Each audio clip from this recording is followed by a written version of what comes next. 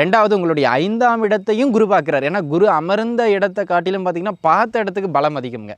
அந்த வகையில் குரு 5ஆம் வீட்டை பார்க்குறது ஒரு மிகப்பெரிய சிறப்பான அமைப்பு. புத்திரபாகியத்தையும் கொடுக்கும். ஆக சுபகாரியங்களின் ஆதாரம்னு சொல்லக்கூடிய திருமணம், சுபகாரியத்தின் மற்றொரு ஆதாரம்னு சொல்லக்கூடிய வம்ச விருத்தி, இந்த ரெண்டுமே இந்த ஜென்ம குருவானாலும் இந்த காலகட்டத்தில் உங்களுக்கு கிடைக்கும் அப்படிங்கிறதுல எந்த விதமான மாற்று கருத்தும் கிடையாது.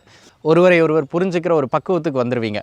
இருந்தாலும் கொஞ்சம் விட்டு கொடுத்து போகிற தன்மையை நம்ம மெயின்டைன் பண்ணிக்கணும். சரிங்களா? கணவன் மனைவி உறவு மேம்படுகிற காலகட்டமாக இது அமைகின்றது அப்படிங்கிறதுல நீங்கள் மனசு விட்டுறக்கூடாது. நீண்ட நாட்களாக வேலை இல்லாமல் தவித்து கொண்டிருந்த நண்பர்களுக்கு ரொம்ப சிறப்பான வேலை வாய்ப்புகள் இல்லைனாலும் பரவாயில்ல அப்படிங்கிற மாதிரியான வருமானத்தை கொடுக்கின்ற ஒரு வேலை வாய்ப்புகளை ஏற்படுத்தி கொடுக்குற ஒரு நல்ல காலகட்டமாகவே இந்த காலகட்டம் அமைகின்றதுங்க. ஏன்னா ஒரு வருடத்துக்கு குரு இருக்க போகிறார். 24 மேலிருந்து 2025 மே வரையிலும் உங்களுடைய ஜென்ம ராசியில் இருக்க போகிறார். அவர் ஒரு நல்ல இடங்களை பார்க்கிறார். பண வரவுகள், பண நடமாட்டம் கையில் இருந்துக்கிட்டே இருக்குங்க. அந்த விதத்தில் ரிஷபராசி நேயர்களுக்கு திருமணம், குழந்தை பாக்கியம், மருத்துவம் பார்த்துக்கிட்டு இருக்கவங்களுக்கும் குழந்தை பாக்கியம் கிடைக்கிற ஒரு நல்ல காலகட்டமாக இது அமைகின்றது. அதே போல் பார்த்துக்கிட்டிங்கன்னா தொழில் அமைப்புகள், வேலை கிடைக்கிறது எல்லாமே ஒரு இயல்பாக. ஓம் நம சிவாய. தென்னாடுடைய சிவனே போற்றி, எந்நாட்டவர்க்கும் இறைவா போற்றி. எம் தொலைக்காட்சி அன்பர்கள் அனைவருக்கும் எனது அன்பான வணக்கங்கள். அன்பு நண்பர்களே, நேயர்களே, இந்த பதிவில் நாம் எதை பற்றி பார்க்க இருக்கின்றோம் என்றால், எதிர் வருகின்ற குரு பெயர்ச்சி பலன்கள் உங்களுடைய ஜென்ம ராசிக்கு எவ்வாறு அமைய இருக்கின்றது. கோச்சாரத்தின்படி பார்த்துக்கிட்டிங்கன்னா உங்களுக்கு எங்கெல்லாம் நல்லது நடக்குங்க. நம்ம என்ன பார்க்க போகிறோம்னா, எங்கெல்லாம் நல்லது நடக்கும், எங்கெல்லாம் நீங்கள் கொஞ்சம் கவனமாக இருக்கணும், கவனமாக இருக்கணுங்கிற இடங்களில் என்ன செய்து நீங்கள் கொஞ்சம் தற்காத்து கொள்ளலாம் இப்படிங்கிறத நம்ம பார்க்க போகிறோம். சரிங்களா?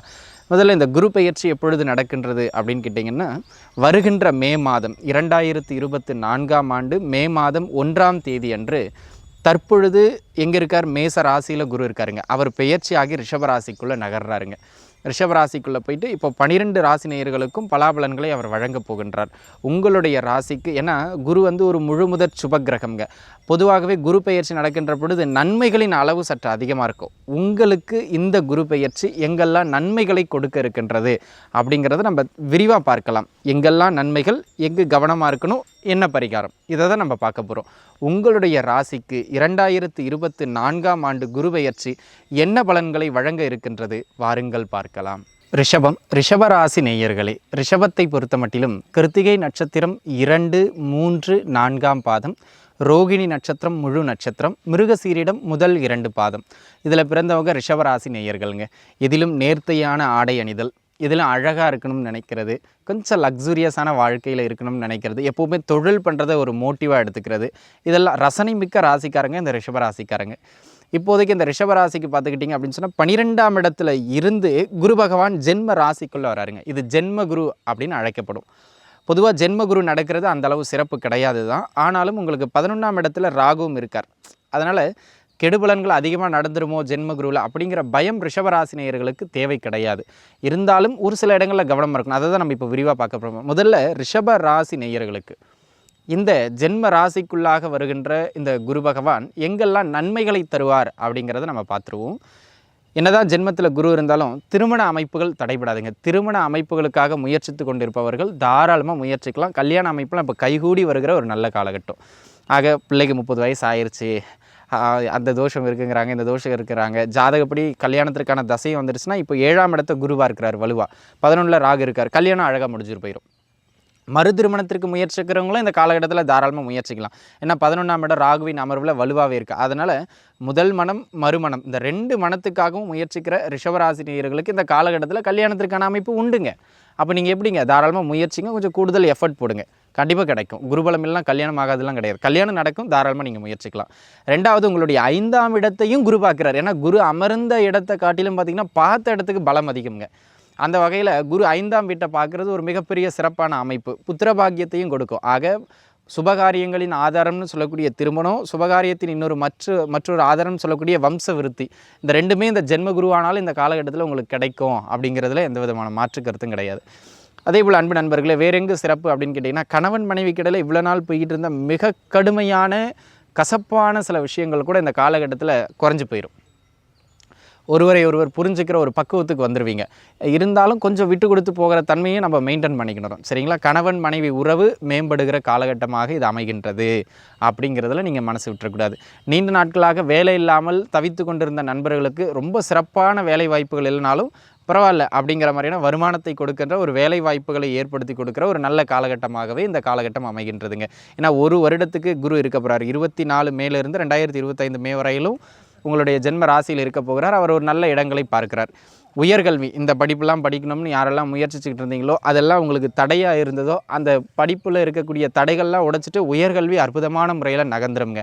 ஆக ஹையர் எஜுகேஷன் சொல்லக்கூடிய அந்த அமைப்புக்கு ரிஷபராசினியர்களுக்கு இந்த காலகட்டம் சிறப்பாகவே இருக்குது அப்படிங்கிறதுல எந்த விதமான மாற்றம் கிடையாது.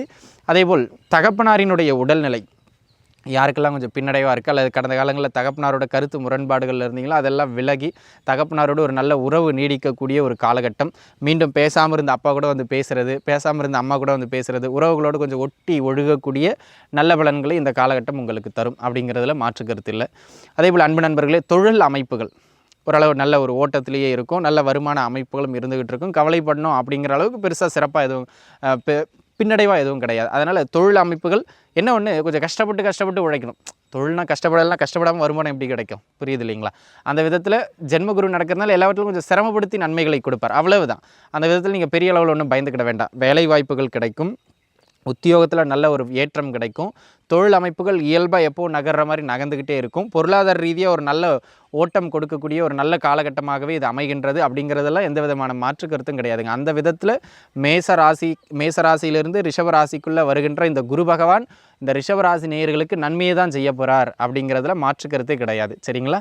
உங்களுடைய தனிப்பட்ட விஷயங்களில் மட்டும் கொஞ்சம் கூடுதல் கவனம் செலுத்திக்கணும். அப்போ குழந்தை பாக்கியம் கிடைக்கும். இதில் குறிப்பாக என்னென்னு சொல்லிடுறேன், குழந்தை இல்லாமல் தாமதமாகிட்டு இருக்கு, கல்யாணமாகி குழந்தை இல்லாமல் தாமதமாகிட்டு இருக்கு அப்படிங்கிற நண்பர்கள் அல்லது குழந்தைகளுக்காக மருத்துவம் பார்த்துக்கிட்டு இருக்கிற நண்பர்களுக்கு இந்த காலகட்டத்தில் வந்து பார்த்துக்கிட்டிங்கன்னா அந்த மருத்துவ உதவிக்கு பிறகு குழந்தை பாக்கியம் கிடைக்கும். அப்போ ஒரு முறை நீங்கள் குலதெய்வத்தை மட்டும் போய் வழிபட்டுறது மிகவும் சிறப்பு அப்படிங்கிறத நீங்கள் புரிஞ்சுக்கிடணும்.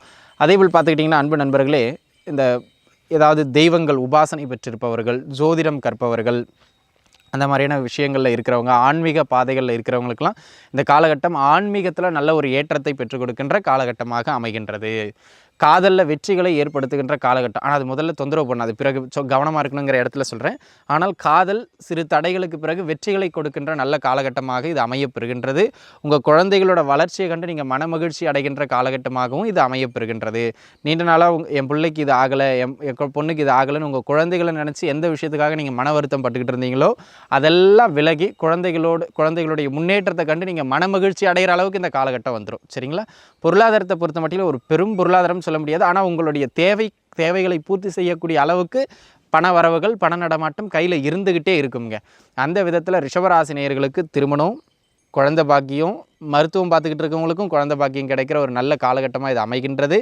அதே போல் பார்த்துக்கிட்டிங்கன்னா தொழில் அமைப்புகள், வேலை கிடைக்கிறது எல்லாமே ஒரு இயல்பாக, நான் ஓஹோன்னு சொல்கிற அளவுக்கு இல்லை அப்படின்னாலும் ஜென்ம குருவில் 11 இருக்கிற ராகு உங்களுக்கு நன்மைகளை இழுத்து கொடுப்பார், கவலைப்பட வேண்டாம். அந்த விதத்தில் இது ஒரு நல்ல நகர்வாகவே இருக்கும் இந்த ஒரு ஆண்டுக்கு. சரிங்களா?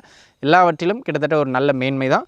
ஒரு 60% நற்பலன்கள் தான் உங்களுக்கு உண்டு அப்படிங்கிறதுல எந்த விதமான மாற்று கருத்தும் கிடையாது. சரிங்க, இங்கெல்லாம் நல்லா இருக்குது. எங்கே கவனமாக இருக்கணும், நல்லா புரிஞ்சுக்கிடணும். ஜென்ம குரு அப்படின்னா பெரிய அளவில் நீங்கள் பயந்துக்கிட வேண்டாம். என்னென்னா, இங்கே ஜென்மத்தில் இருக்கிற குரு டக்குன்னு ஒரு முடிவெடுக்க வச்சுருவார், தேவையில்லாத மனக்குழப்பங்களை கொடுத்து விட்டுருவார்.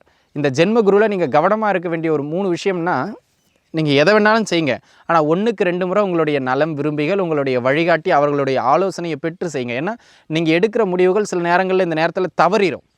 அது தவறுறதுனால ஒரு தலைகுனிவையோ ஒரு பெயர் கேட்டையோ அது ஏற்படுத்திடும். அப்படி ஏற்படுத்துறதுனால தான் ஜென்ம குருவை கண்டு பயப்படுறது. அதுவும் இந்த லக்னத்துக்கு அஷ்டமாதிபதி கொஞ்சம் தவறான வழிகாட்டுதல்களை கொடுத்துருவார். அதனால் அது கொஞ்சம் நிதானிச்சு இருந்துக்கிடணும். சரிங்களா? 2வது விஷயம், பொருளாதாரம் சார்ந்து, தொழில் சார்ந்து ஏதாவது பெரிய முதலீடுகள் போடுறதுக்கு முன்பாக அந்த ஃபீல்டு சரிதானா, அதில் போட்டால் இப்போ முதலீட்டை திரும்ப எடுக்க முடியுமா, வருமான ஓட்டம் சிறப்பாக இருக்குமா அப்படிங்கிறதெல்லாம் அலசி ஆராய்ச்சி பண்ணணும். 2வது, காதல் அமைப்புகள் இருக்கிறவங்களுக்கு ஒரு காதலில் தொந்தரவு வந்து வெற்றி அடையலாம், அல்லது ஒரு காதல் தொந்தரவாகி பிரிந்து மறுகாதலில் வெற்றி அடையலாம். ஆக காதலால் மனசங்கடம் உண்டு. குழந்தைகளுக்கு ஆரம்பத்தில் ஏதேனும் உடல் தொந்தரவுகளோ அல்லது குழந்தைகளோட கருத்து வேறுபாடுகளோ ஏற்பட்டு இந்த ஓராண்டு காலகட்டத்திற்குள்ளவே 2024 மேலிருந்து 25 மேக்குள்ளோ அது மீண்டும் ஒன்றாகவும் சேர்ந்து வந்துடும். சரிங்களா? ஆனால் ஆரம்பத்தில் ஒரு கசப்பை கொடுத்து தான் அதன் பிறகு என்ன பண்ணுங்க, நன்மையை தரும். உடல்நிலையில் கொஞ்சம் கவனமாக இருந்துக்கணுங்க. அப்பப்போ ஹெல்த் மட்டும் கொஞ்சம் தொந்தரவாகி குறிப்பாக அதில் குழந்தைகளுக்கும் வயதானவர்களுக்கும் உடல்நிலையில் கவனமாக இருக்கணும். அதை ஒன்று பார்த்துக்கிடுங்க. ஆக இந்த நீங்கள் முக்கிய கவனமாக இருக்கணும்னு நினைக்கிறது முடிவுகள் எடுக்கும்போது கொஞ்சம் தனிச்சு எடுக்காதீங்க. குறிப்பாக பொருளாதாரம் சார்ந்து. 2வது உடல்நிலையில் ரொம்ப கவனமாக இருந்துக்கிடுங்க. பிள்ளைகள் விஷயத்துலையும் உங்களுடைய காதல் அமைப்புகளையும் கொஞ்சம் கவனிச்சு இருந்துக்கிறது நல்லது. இந்த இடங்களில் நீங்கள் கவனமாக இருந்துக்கிட்டீங்கன்னா போதுமானது. இந்த குருவின் பெயர்ச்சி நன்மைகளையே செய்யும். இங்கே பாருங்க, நல்ல பணவரவு கிடைக்கும், தொழில் ஓடும், எல்லாமே சிறப்பு தான். அது என்னென்னா, ஒரு பயத்தின் பேர்லேயே நாளைக்கு வருமானம் வந்துருமோ, நாளைக்கு சீட்டு கட்டணமே பணம் கிடச்சிருமோ, எல்லாம் கிடச்சிரும். ஆனால் அந்த ஒரு பதட்ட நிலையிலேயே இருக்க வச்சுக்கிட்டு இருக்கும். ஆக இதை குறைக்கிறதுக்கு என்ன பண்ணலாம் அப்படின்னு கேட்டிங்கன்னா, உங்களுடைய பாடம் சொல்லிக் கொடுத்த குருநாதர்கள் அல்லது உங்களுக்கு வழிகாட்டக்கூடிய குருநாதர்கள், வழிகாட்டிகள், இவர்களிடம் ஆசீர்வாதம் பெறுவது நல்ல ஒரு அமைப்பு. அதே போல் பார்த்திங்கன்னா, கூடுமான வரையிலும் இந்த காலகட்டத்தில் எதுவும் கெட்ட செயல்களில், மனசாட்சிக்கு விரோதமான செயல்களில் ஈடுபடாதீங்க. ஏன்னா ஒழுக்கத்தை குறிக்கின்ற குரு பகவான் ஜென்ம ராசியில் அமரும் பொழுது நீங்கள் ஒழுக்கம் தவறுகின்ற பொழுது பிரச்சனைகளை அதிகப்படுத்துவார். ஆக ஒழுக்கம் தவறாமல் இருப்பது இன்னொரு பரிகாரம். அப்போ நம்ம எங்கெல்லாம் அடிக்கோட்டுருக்கோம், இங்கே கவனமாக இருக்கணும், அந்த இடத்துல கவனமாக இருந்துக்கிட்டால் போதும். ஆக மொத்தத்தில் ஒரு 60-65% ரிஷபராசினியர்களுக்கு இந்த குரு பெயர்ச்சியில் நன்மை தாங்க. அப்போ இந்த ரிஷபராசிக்காரங்களுக்கு ஒரு நன்மை இந்த காலகட்டத்தில் உண்டு அப்படிங்கிறதுல மாற்று கருத்து கிடையாது. அனைத்து ரிஷபராசினியர்களும் நன்றாகவே இருப்பீர்கள். வாழ்த்துக்கள். நன்றி.